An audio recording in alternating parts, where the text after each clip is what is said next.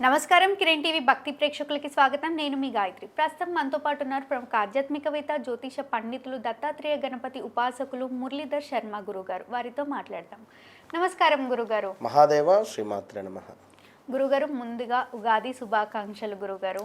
Thank you అమ్మ. మన ఈ యొక్క కిరణ్ టీవీ ప్రేక్షకులకు అందరికీ కూడా ఉగాది శుభ ఆశీస్సులు, అందరికీ పరాభావనామ సంవత్సర శుభాకాంక్షలు. తప్పకుండా గురుగారు, ఇప్పుడున్న జనరేషన్లో గోల్డ్ రేట్ తగ్గుతుందా పెరుగుతుందా, అసలు ఏమీ తెలియని పరిస్థితిలో ఉన్నాము. అసలు ఇప్పుడు వచ్చేది కూడా మొత్తం మ్యారేజ్ సీజనే. కొనాలి అంటే భయం పుడుతుంది. అసలు అందరు కన్ఫ్యూజన్లో ఉన్నారు. ఇప్పుడు కొనాలా లేకపోతే కొద్ది రోజులు ఆగాలా అన్న కన్ఫ్యూజన్లో ఉన్నారు. మళ్ళీ పరాభావనామ సంవత్సరంలో ఉగాది పంచాంగం ప్రకారం గోల్డ్ రేట్ దిగుతుంది అంటారా? సిల్వర్ రేట్ చూసుకుంటే హఠాత్తుగా ఒకటేసారి దిగిపోయింది. మళ్ళీ గోల్డ్ రేట్ రానున్న రోజుల్లో ఎలా ఉండబోతుంది అని అంటారు? ఆస్ట్రాలజీ ప్రకారం అసలు గ్రహాల ప్రభావం ఎలా ఉంటుంది అంటారు గోల్డ్ మీద? ముందుగా ప్రేక్షకులకు అందరికీ కూడా ఒక మాట, ఇక్కడ బంగారం షాప్స్ వాళ్ళు కోపానికి వస్తున్నారు. జ్యువెలరీ షాపుల వాళ్ళు, యజమాని వాళ్ళు 20 తులాల బంగారం కొంటా అని వచ్చిన వాళ్ళు మీ వీడియోస్ చూసి 2 తులాల బంగారమే కొనుక్కొని పోయారు అనే విధంగా బాధపడుతున్నారు. కనుక చెప్పాలా వద్దా అనేది కూడా నాకు అర్థం కావటం లేదు. ఇప్పుడు సిల్వర్ రేటు తక్కువ అవుతుంది అని చెప్పి అసలు సిల్వర్ రేటు పెరుగుతుంది అని కానీ తక్కువ అవుతుంది అని కానీ నేను సుమారుగా నవంబర్ నెల నుంచి చెప్పుకుంటూ వస్తున్నాను. అవును, హఠాత్తుగా వెండి రేటు పెరగబోతూ ఉన్నది, సిల్వర్ రేటు అనేటువంటిది పెరగబోతూ ఉన్నది. ఇది ఎవరు నమ్మినా నమ్మకున్న సత్యము. అదేవిధంగా సిల్వర్ రేటు అనేటువంటిది కూడా నాకు ఒకరు అడిగారు, అమ్మ మన గురుగారు సిల్వర్ కొనాలి అనుకుంటున్నాము, తీసుకోవాలన్నా వద్దా అంటే గత నెలలో వద్దండి వద్దు చెప్పా. ఎప్పుడు తగ్గేది తెలియదు, అయితే సిల్వర్ అయితే తీసుకోకండి అనే విధంగానే చెప్పడం జరిగింది. బంగారంకు సంబంధించింది కూడా వాస్తవానికి ఎవరు కన్ఫ్యూజ్ కావాల్సిన పని లేదు. ఇక్కడ ఒకటే విషయం, ఇతర దేశాలలో ఉండేటువంటి వారు కరెన్సీ రూపకంగా ఉండేటువంటి ధనమును బంగారం రూపకంగా మారుస్తూ ఉన్నారు. ఇది గమనించుకోండి. దాని మూలకంగా గురువు అతిచారము, మళ్ళీ వక్రము, మళ్ళీ గురుగ్రహము ఆగస్టు 4వ తారీఖు లోపు ఎప్పుడైతే పుష్యమి నక్షత్రానికి గురుగ్రహం వస్తుందో ఆ రోజు నుండి బంగారం రేటు సుమారుగా 2-3 నెలల్లో తక్కువ అవుతుంది. సూపర్. అయితే ఆగస్టు 4వ తారీఖు నుండి 2-3 నెలల్లో, ఒక నెల అటు ఇటుగానైనా చెప్పలేం. ఇది మాత్రం సత్యము.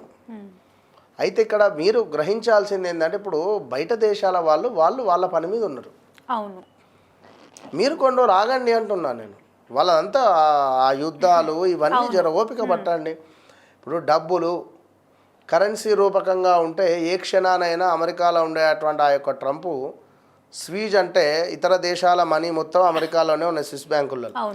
ఏ క్షణాన స్వీజ్ అంటాడో అని చెప్పి ఆ డబ్బులు మొత్తము కూడా ఇతర దేశాల వారు వాటిని ఈ డబ్బులు ఎందుకైనా ఏమయ్యే తెలియదు అని చెప్పి బంగారం రూపకంగా మార్చి తీసుకొని నిల్వ రూపకంగా చేసుకుంటున్నారు పెద్ద పెద్ద గోడామోసులలో. దీని మూలకంగా అన్ని దేశాల వారు బంగారం కొనుగోలు చేస్తున్నారు, బ్యాంకులు కొనుగోలు చేస్తున్నవి కనుక మనకేదో బంగారం రేటు పెరిగింది, ఇక దీని గురించి పెద్దగా ప్రిడిక్షన్స్ చెప్పడాలు ఇవన్నీ ఉన్నవి. ఇది గమనించుకోండి. పెద్ద పెద్ద సాఫ్ట్వేర్ రంగంలో ఇప్పుడు నేను చెప్తున్నా ఈ పాయింట్, ఇది బాగా గమనించుకోండి. రాబోయే రోజులలో సాఫ్ట్వేర్ రంగం మొత్తం కుప్పకూలిపోతున్నది. మొత్తం సాఫ్ట్వేర్ రంగంలో ఉద్యోగం చేసేటువంటి వారు ఎవరైతే ఉన్నారో మొత్తము కూడా కుప్పకూలేటువంటి పరిస్థితి ఉంది. ఏఐ టెక్నాలజీ వల్ల. అవును, మొత్తం కంప్లీట్గా జాబ్స్ మొత్తం పోతవి. ఇప్పుడు 100 మంది ఉండే దగ్గర 10 మంది చాలు. ఏఐ మొత్తం పనిచేస్తుంది. అది కరెక్ట్గా చేసిందా లేదా చెక్ చేసుకోవడానికి మనుషులు కావాలి. సో ఇప్పుడు మొన్న రెస్టారెంట్లలో బిల్లులకు సంబంధించి ఎంతోమంది కూడా ట్యాక్స్ రూపకంగా మాది ఇంతే నడిచిందని లైక్ ఇంకేదో ఆ చెప్పిన దాఖలాలలో ఏఐ తన పర్ఫెక్ట్ క్యాల్కులేషన్ మూలకంగా కొన్ని కోట్ల ధనము వీరు కట్టలేదు అని చెప్పి పెద్ద పెద్ద హోటలు సీజ్ అయ్యేటువంటి పరిస్థితులు ఉన్నాయి.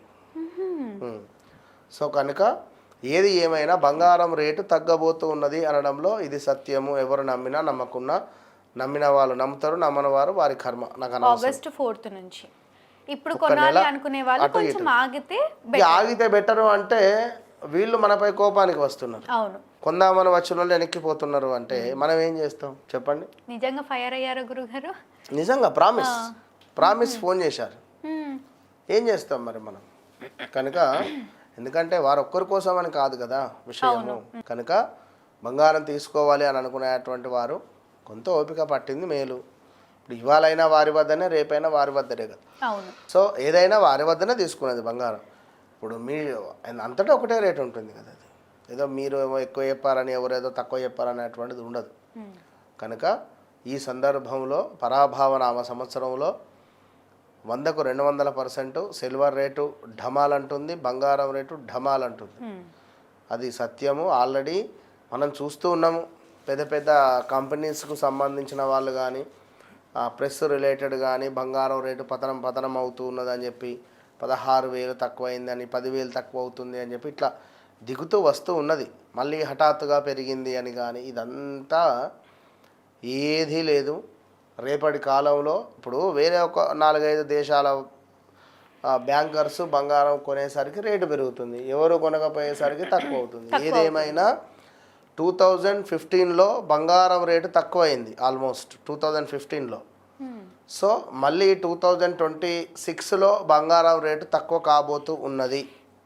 ఓకే, అది గమనించుకోండి. ఎందుకంటే 2010 నుంచి 2020 వరకు అసలు పెరిగింది. అది ఎంత అనేటువంటిది లేదు, సామాన్యులు కూడా తీసుకునే విధంగా ఉన్నది. 2020 నుంచి అబ్బా అబ్బా అబ్బా అబ్బా విపరీతంగా పెరిగింది.